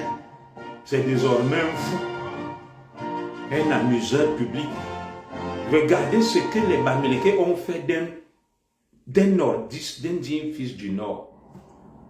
Monsieur le chef d'état-major des armées, écoutez vous-même, mesdames, messieurs les officiers supérieurs, mesdames, messieurs les officiers et sous-officiers, mesdames, messieurs les femmes et hommes en tenue de la gendarmerie nationale, des armées de terre, de l'air, de la marine et du corps de sapeurs-pompiers, en vos grades, rangs et qualités respectives, mes chers compatriotes, je suis Issa Chiroma Bakari, président élu de la République du Cameroun à l'issue de l'élection présidentielle du 12 octobre 2025.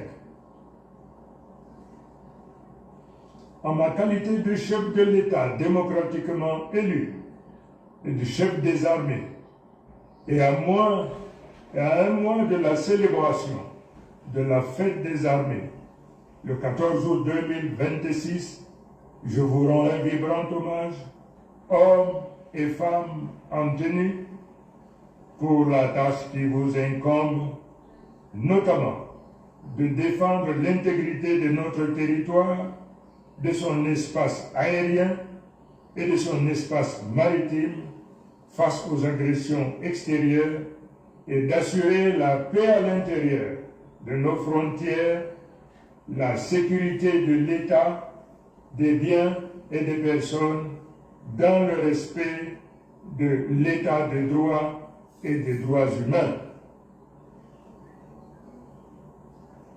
Pour toutes ces raisons, sous mon magistère, je me battrai pour une armée plus professionnelle, plus forte et plus moderne, avec un statut qui cadre avec votre rôle et les risques et menaces auxquels nous sommes tous confrontés.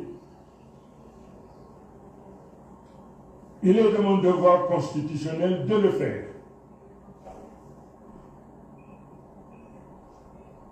Fort de ma légitimité tirée des urnes, et parce que le peuple camerounais est persécuté, torturé, emprisonné par certains éléments égarés de vos différents corps, agissant en complicité avec les comploteurs illégitimes encore en place, je me suis vu obligé d'entreprendre des actions judiciaires sur l'international pour sauvegarder la liberté, la démocratie. Je cherche son discours, il supplie. Et le droit de... Il demande qu'on vienne le chercher. Je viens de vous faire suivre cette bêtise-là. C'est pour ça que je vous dis, pour moi, nous avons perdu Chiroma. Chiroma est fou. Chiroma est fou en Ituma. C'est un fou désormais. Ça fait pitié. Je vais vous rediffuser cette partie-là. Ça fait pitié. Ce que je vois sur Issa Chiroma Bakari. Écoutons pour la dernière fois. C'est... Oh là là. Bon. Le stockage, c'est blindé, c'est saturé.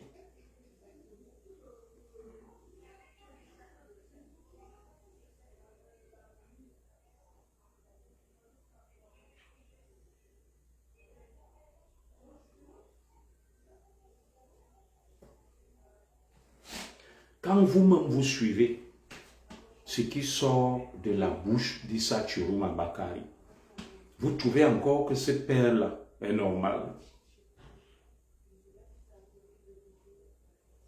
Est-ce que vous trouvez que Papa Issa Chiroma est encore quelqu'un de normal? Regardez vous-même ce que nos frères Bamileke ont fait d'Issa Chiroma Bakari. Écoutons pour la dernière fois. Messieurs les femmes et hommes en tenue, je vous demande solennellement de venir me chercher en Gambie où je me trouve en exil contraint et forcé.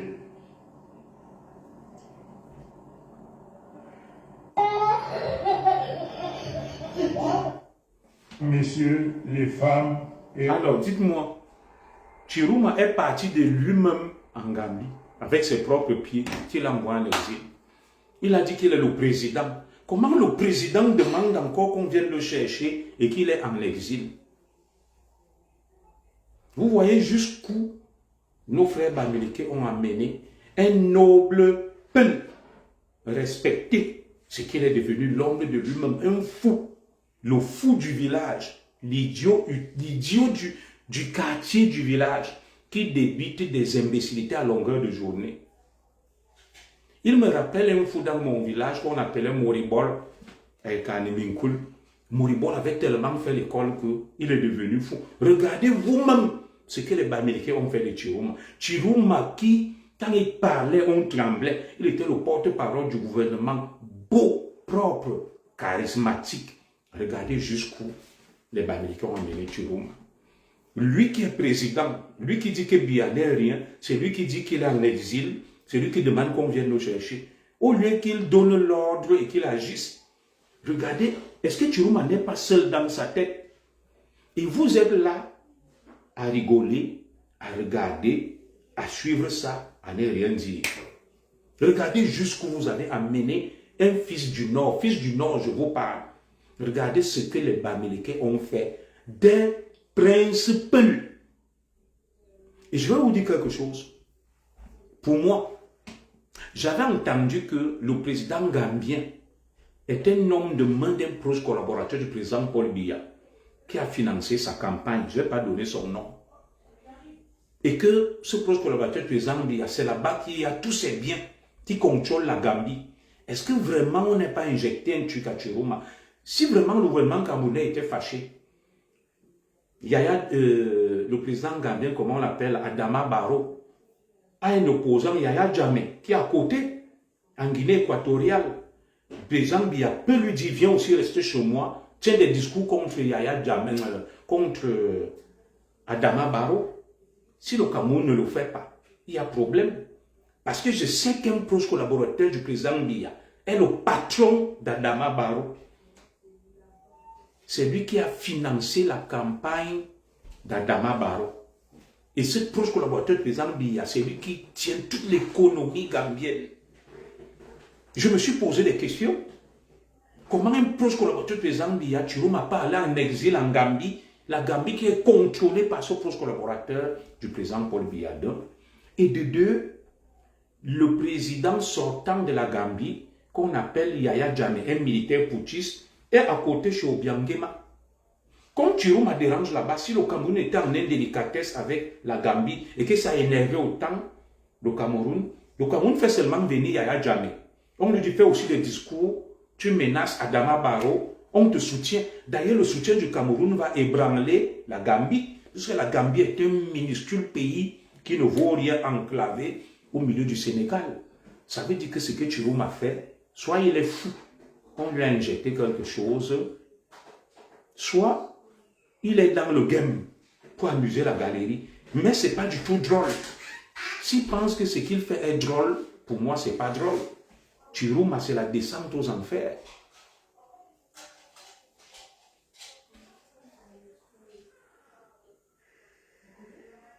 Tantôt il est aux États-Unis, nous-mêmes nous a dit qu'il est en Gambie, non. Il est ridicule. Venez me chercher. La dernière fois, il a dit que vous n'êtes pas prêts, je ne rentre pas. Tantôt, la dernière fois, il quittait le Cameroun, il disait qu'il a les gris-gris, il a disparu. Mais là, les gris-gris de Chiroma sont finis. Il ne peut plus refaire les mêmes gris-gris. Il rentre au Cameroun par miracle. Bon, vous voyez donc que Chiroma est fou. C'est l'idiot du village. C'est le fou du village que les Bamileke utilisent pour amuser la galerie. À un moment, quand lui-même a commencé à sombrer dans la folie, on l'a vite mis de côté. Il parlait déjà qu'il faut 50 morts pour qu'il prenne le pouvoir. Il avançait des débilités. Je crois que la famille de Kamto, comme lui, il a une femme vaillante, a dû l'amener chez un Alan Mibou. On l'a soigné. Il est redevenu normal. Ça, c'est le Chiroma qu'on connaît. C'est notre Chiroma. Il n'est plus que l'ombre de lui-même. Il ne dit que des bêtises. Bon, comme on a dit que notre direct a commencé à 17h30, il devrait finir à 16h30, il devrait finir à 17h30. Nous allons entamer la dernière partie. Très rapidement.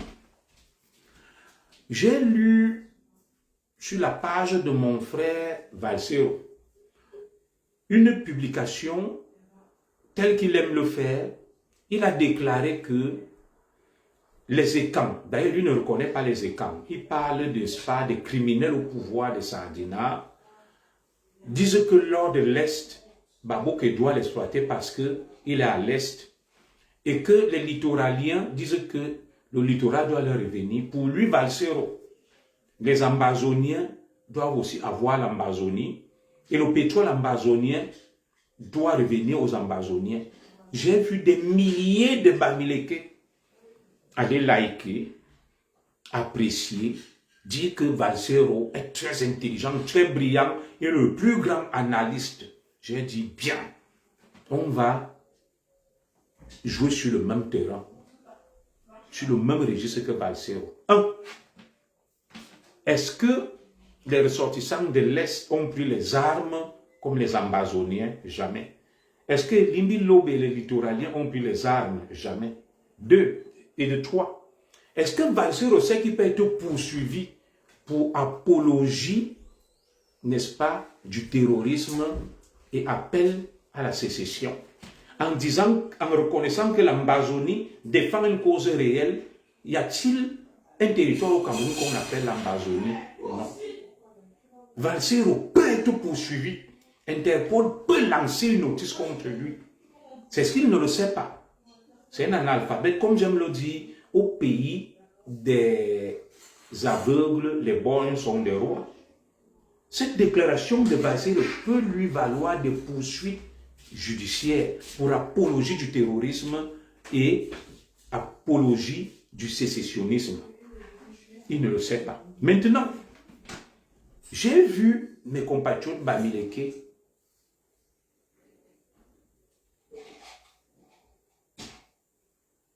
se réjouir et dire que oui, vraiment Valsero est très intelligent, c'est un très grand analyste. À ces Bamileke là, quand j'ai fait ma publication ce matin, que c'est ce que nous demandons depuis, je suis d'accord avec Valsero. Si le pétrole de l'Ambazonie doit revenir aux Ambazoniens et l'Ambazonie aux Ambazoniens, c'est simple. Nous les écarts depuis, on demande le fédéralisme face à la violence de certains Bamileke, à leur extrémisme, à leur haine. Nous voulons la fédération étant la FEDEC.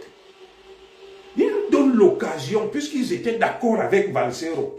Donc c'est ce que j'ai dit, que quand tu vas dans le sens de certains Bamileke, quand ça les arrange, ils disent oui. Mais la même chose, quand ça ne les arrange plus, ils disent non.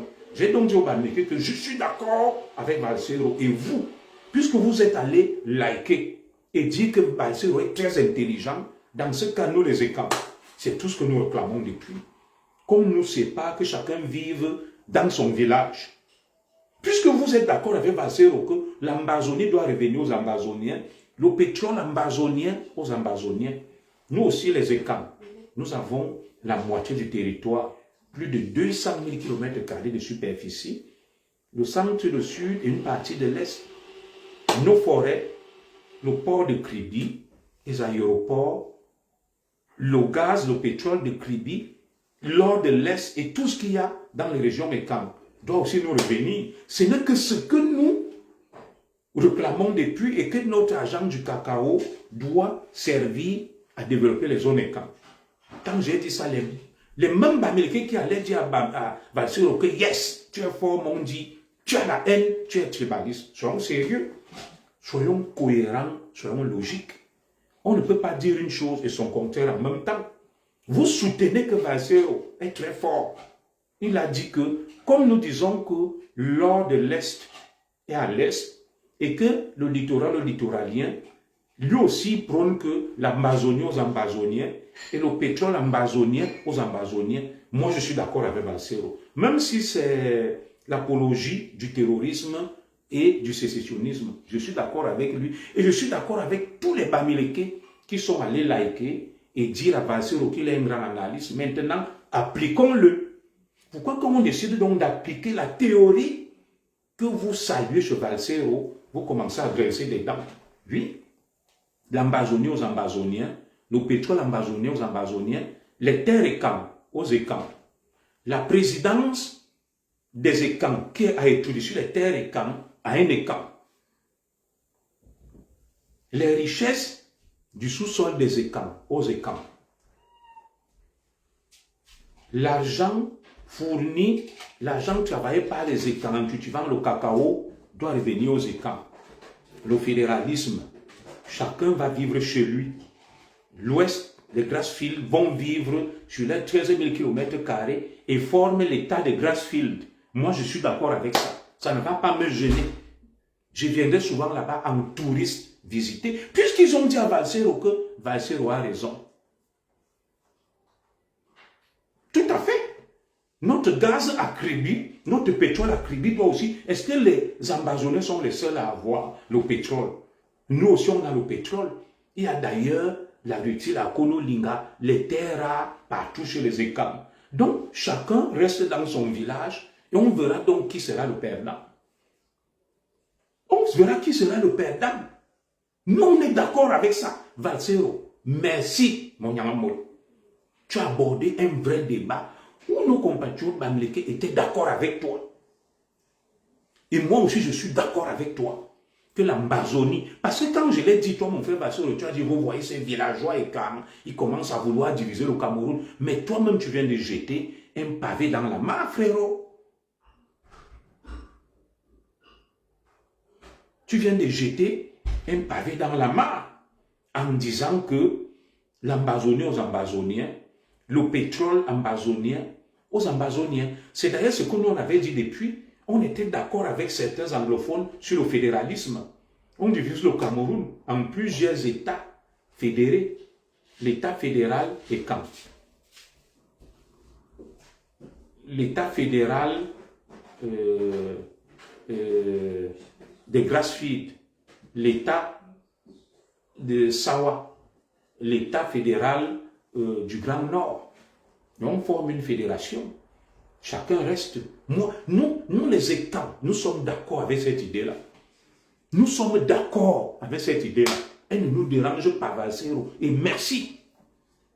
Donc, les Ambazoniens prennent leur pétrole et leur Ambazonie. Comme ça, il n'y aura plus de guerre. Nos enfants n'iront plus mourir là-bas. Ils vont tous rentrer, intégrer l'armée ECAN.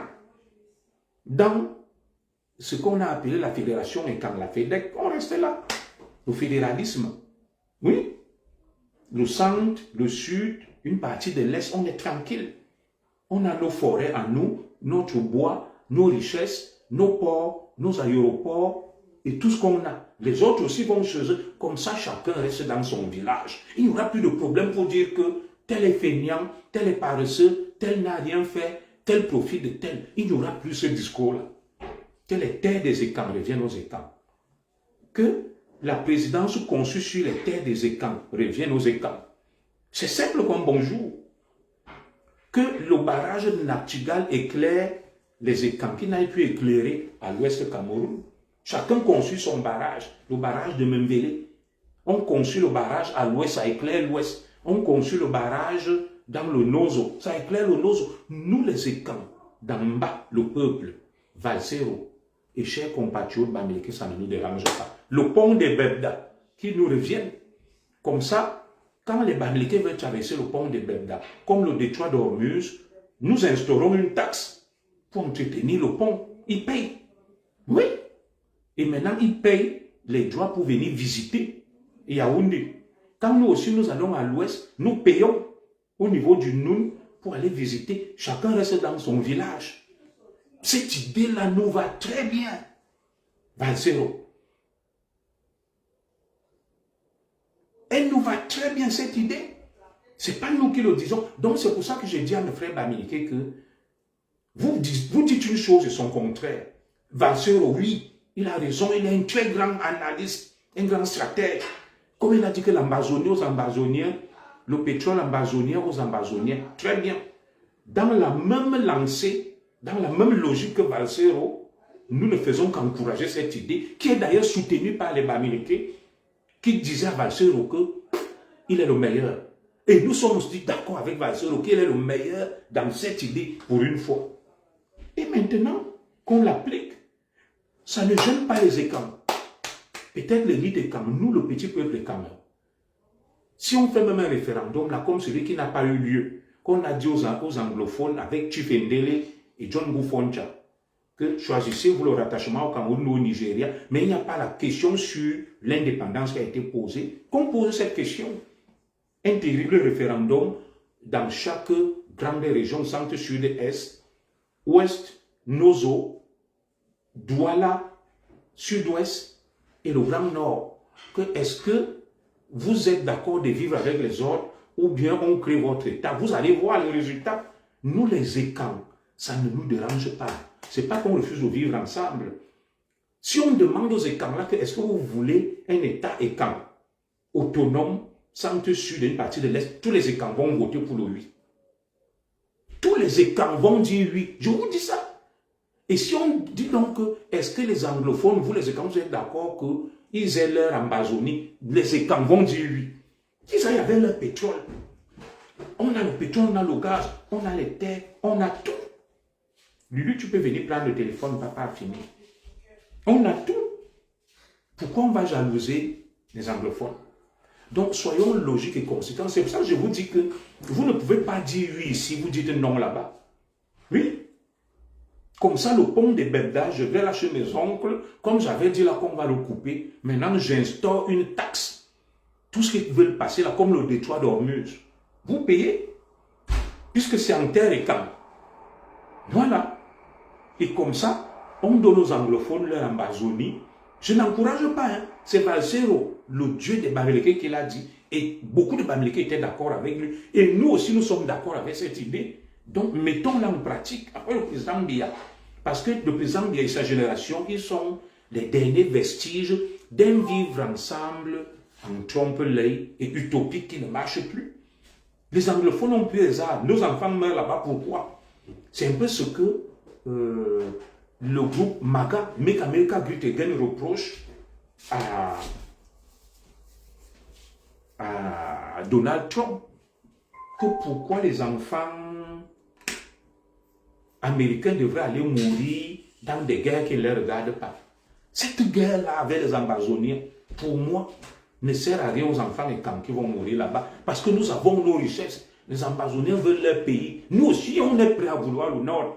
Ils prennent leur pays avec leur pétrole et leur CDC. Nous aussi, on reste avec nos trucs partout à Kribi, les ports en eau profonde. Les Douala auront leur port à Douala. On aura de bonnes relations de voisinage, ainsi de suite. Chacun reste chez lui. Nous vivons avec nos terres, notre beau palais à Yaoundé, les aéroports, le port de Kribi. Et s'il faut donc accorder des compensations, des dommages aux autres, parce qu'ils ont contribué, on le fait. Et chacun va vivre dans son village. Ça ne nous pose aucun problème. Ce n'est pas du tribalisme. C'est vous-même qui avez dit que vous étiez d'accord avec Valsero, qui est votre idéologue. Vous voyez donc que Valsero, il vous noie. Il avance des idées qui peuvent être dangereuses pour vous. Et nous, on est d'accord avec ça. Pour une fois, je suis d'accord avec Valsero, frérot. Merci, frérot. Merci. On reste tranquille chez nous. Il n'y aura plus la haine. On dort tranquille. On mange le corps, le pomme, les herbes. Et on boit le domptol. On a nos terres tranquilles. On a le pont des Bebda tranquille. On a nos routes, nos forêts tranquilles. Il n'y aura plus de guerre. Il n'y aura plus de haine. Ça sera entre nous. On fait notre con entre nous. On suit le bikouchi, on danse, on est tranquille. Les autres dansent aussi leur mangambé là-bas. Ils sont tranquilles. On ne viendra plus dire que les paresseux est calme, les jouisseurs est calme, les ceci. Au moins, ça va nous éviter cette confrontation idéologique permanente et inutile qui nous met sous pression. Et les gars, comme de nous embajonner leur pétrole et leur Amazonie, nous, on n'a rien à foutre. Je vous dis, nous, le peuple des cas, on n'a rien à foutre. Comme de nous Bamileke, leur Grassfield, les Sawa, s'ils veulent être avec les Bamileke, c'est leur problème. S'ils veulent être avec leurs frères Sawa du sud-ouest, ils sont libres. Maintenant, on crée soit 4 ou 5 États fédérés, on se réunit au sein d'un État fédéral et je vais vivre tranquille en territoire écam, avec mes frères buvant le domptol et faisant tout ce qu'on veut. Oui, parce que vous allez encourager Valsero, vous êtes d'accord? Non, les gars, on est d'accord avec vous. Appliquons ça. Donnons aux ambazoniers leur pétrole et leur Amazonie. Nous aussi, les Écans, on nous donne notre territoire Écan. On donne aux Bamileke leur territoire, on donne aux Nordistes leur territoire, on donne aux Sawa leur territoire. Chacun organise sa vie avec les siens. Ça ne dérange personne. Moi, je suis d'accord avec cette idée et je suis partant.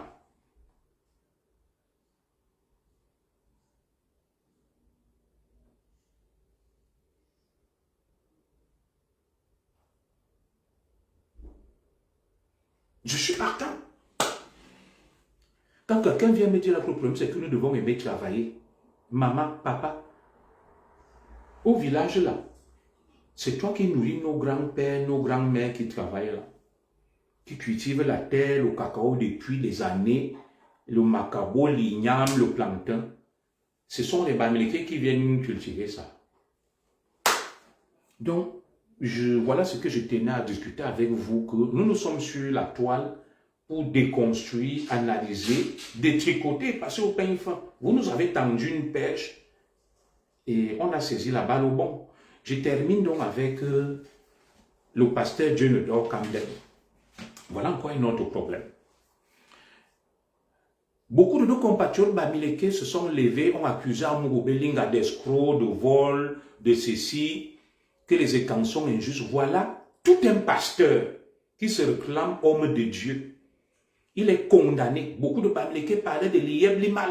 Oh, amen, vous avez organisé le faux, votre frère Bassa est un bandit. Voilà Camden Djenedor, pasteur, homme de Dieu. Il a organisé la frappe, le vol. Il a mis en place un système d'escroquerie et d'arnaque de ses fidèles. On appelle ça la manipulation mentale. Que prenez l'argent, vous misez sur le njambo aussi, ça va vous rapporter. C'est le triangle. Il s'est fait beaucoup d'argent, il a disparu. On l'a condamné à 20 ans de prison en instance. À 20 ans de prison. Djenedor Camden, le grand frère de El Chenou.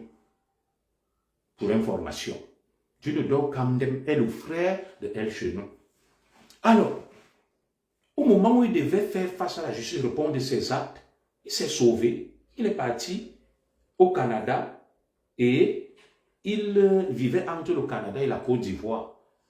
Il a échappé à la justice. 10 ans après, il revient, encouragé par certains Écans et enfants de la forêt, pour des raisons qui leur sont propres. Vous n'allez pas entendre les Bamileke parler de ça. Ce sont eux qui viennent dire que les Écans sont des voleurs, ils sont des grands travailleurs, nous sommes des escrocs, des bandits. Voilà un homme de Dieu, soi-disant homme de Dieu, Djenedor Camden. Voleur, délinquant, escroc en bande organisée, arnaqueur.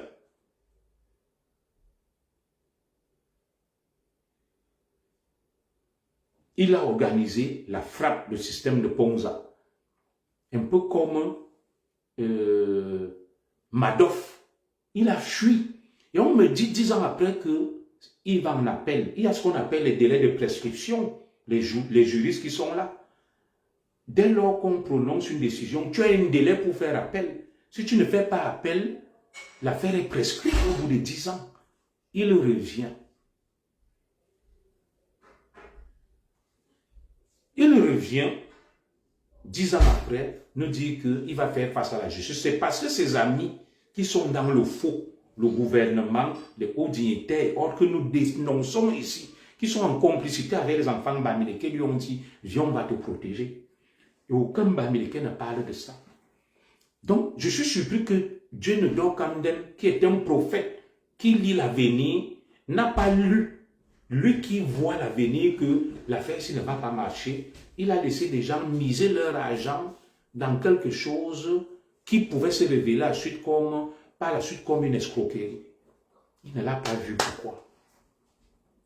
Tout ça prouve à suffisance que ce sont des imposteurs, ce sont des menteurs, ce sont des illuminés, ce sont des escrocs. Oui, il n'a pas vu ça et il rentre tranquille dans un pays sérieux où on devrait le menotter et le conduire à la Maka, à la prison. Il est libre et c'est tout ça qui nous pousse à nous questionner quand je vous ai dit qu'il y a des enfants bamileke qui sont de connivence avec une partie de l'élite et quand. Pendant ce temps, j'ai des vidéos où on me montre des enfants qui sont en prison, qui mangent les rats pour avoir volé un œuf et une poule. J'espère retrouver cette vidéo-là. J'ai montré ça à ma femme un jour, j'avais les larmes aux yeux. On nous a montré des enfants qui sont à la prison de Kondengi, qui mangent les rats. Ils s'agglutinent là. Pendant ce temps, un grand délinquant comme Djenedor Kandem arrive, il est libre après avoir arnaqué et escroqué des millions. Mais nos enfants, si vous voyez la vidéo là, vous aurez les larmes aux yeux, sont des milliers à Kondengi, à Nebel, à s'agglutiner dans une prison construite pour 500 places qui aujourd'hui abrite 5000 âmes, des petits enfants de 14-15 ans. J'ai dit que, mais est-ce que le président Paul Biya est au courant de tout ça? Qu'est-ce que ces enfants font dans cette prison? Qu'ont-ils fait? Est-ce qu'on ne peut pas leur accorder une seconde chance? Il est laissé sortir. Quel est ce pays qui envoie des gamins en prison? Oui, un gamin, on peut l'envoyer pour le corriger un peu. Et vous voyez, il faut que je retrouve cette vidéo-là. Ce que ces enfants mangent, ça m'a fait pitié. J'ai dit non, il faut faire quelque chose pour ces enfants. Cette image fait peur. Quand tu regardes cette image, tu peux verser des larmes. Pendant ce temps, des gens comme Kandem Djenedor arrivent, ils sont libres, ils sont tranquilles. Et nos enfants croupissent en prison pour avoir volé un œuf, un bonbon, un cahier. Ils mangent les rats à Kondengi, à Nebel, et ils mangent la semoule, la bouillie. Moi, je me dis, ça fait pas sérieux. Ça fait pas sérieux. Ce genre de pays-là, ça fait pas sérieux. Voilà. Et c'est ça qui fait en sorte donc que des gens comme les Gignac et autres émergent et se mettent à débiter n'importe quoi. Il y a quand même un minimum de justice qu'il faut rendre. Des enfants qui sont en prison pour rien plaider, on essaye de voir ce qu'on peut faire pour eux. Ils sortent de là. Au lieu d'aller s'agglutiner là-bas, de vivre comme ils vivent là, ils mangent mal, ils sont des milliers dans un espace réduit. J'ai dit non. Nos enfants ne doivent pas vivre comme ça. C'est inacceptable. On ne peut pas continuer à traiter nos enfants de la sorte. Pour moi, c'est inacceptable. C'est pas normal. Je retrouverai cette vidéo lors de mon prochain direct. Ça m'a fait avoir des larmes aux yeux. Voilà. Ça m'a fait avoir des larmes aux yeux. Et pour ceux qui me disaient que je reviens sur le cas de Gignac, je disais qu'il y a une pétition en ligne par rapport à cette vidéo de Gignac où il brandit l'arme et menace d'exterminer les Boulous. Nous allons aussi faire comme eux. Nous avons engagé des avocats et la pétition est partagée en ligne. Et on vous a mis un lien là pour porter plainte en ligne avec la vidéo. On a mis le lien où Gignac parle avec les armes et dit il va tuer, il va exterminer. Voilà. Nous allons faire signer cette pétition et vous permettre de porter plainte en ligne directement. Ce lien, je vais le partager en inbox sur ma page demain et partager ce lien, signer la pétition et surtout porter plainte en ligne contre lui. Parce qu'il y a une vidéo qui accompagne ça. Il menace d'exterminer les gens avec une arme. Et il parle de boulot et de tout ça. Faisons aussi comme eux. Donc, ça a été initié par un collectif d'avocats et nous allons faire circuler ce dossier. Je vais partager ça sur ma page demain et dans mes inbox, je vais partager, porter plainte en ligne contre lui. Vous signalez, ça dit menace à main armée, menace de mort, appel au génocide, appel à la haine, incitation à la haine. Vous mettez tout ce que vous voulez. Vous savez qu'en Europe, on peut porter plainte en ligne, accompagné de la vidéo. C'est le lien de toutes les polices d'Europe. Donc, vous déposez plainte. C'est ce que nous allons aussi désormais faire. Nous allons faire comme eux. Parce que ces Gignac, il monte, il descend, il fait n'importe quoi. Il fait n'importe quoi. Il est temps aussi d'agir par les voies de droit, comme eux aussi le font. Voilà. Et nous ne vous demandons pas de payer les frais d'avocat, ça a déjà été fait. Vous portez juste plainte en ligne. Accompagné de la vidéo, la police reçoit la vidéo, et vous portez plainte, la police ne va pas vous demander qu'est-ce qui se passe, qu'est-ce qu'il a fait. C'est tout ce qu'on vous demande de faire. Je vais publier cette vidéo demain sur ma page et je vais la partager dans les inbox. Et vous aussi, dès que vous la recevez, il faut la partager, il faut la diffuser. Nous ne pouvons plus laisser de tels criminels continuer à faire n'importe quoi. Nous allons passer aussi à l'action, mais de manière légale, pas comme eux dans le noir. Voilà ce que je tenais à vous dire. Merci pour celui qui a demandé que je revienne sur le cas de Gignac. Ça a dû m'échapper, il fallait que je vous donne cette explication-là. Donc il y a une procédure, une démarche qui est engagée contre lui, comme ses frères le couvrent et le protègent et ne s'attaquent qu'aux écans. Et on quoi? Nous aussi désormais, on va faire comme eux. Voilà, le direct a assez duré. Il est 18h23. Nous avons commencé à 16h30. Ça fait presque 2 heures. J'aurai d'autres occasions pour revenir vers vous. Et chaque fois qu'il y aura un sujet à débattre, je serai présent, je serai là pour essayer, n'est-ce pas, de déconstruire, de détricoter, d'analyser, de passer au pain fin afin d'éclairer vos lanternes et de vous donner des éléments de compréhension de toute cette actualité-là. Que Dieu bénisse tout simplement le Cameroun, que Dieu bénisse le président Biya et sa famille, que Dieu bénisse tous les enfants du Cameroun et que Dieu ouvre nos intelligences afin que nous soyons dignes d'être appelés fils du Cameroun. Parce qu'il y a trop de haine, il y a trop de division et les instigateurs de la haine, de la division, du tribalisme se font passer pour les victimes et ceux qui sont les victimes deviennent de manière surréaliste les bourreaux. Et c'est ce que nous voulons donc déconstruire. C'est pour ça que nous sommes là. Que Dieu vous bénisse. Inch'Allah. Merci. Salut.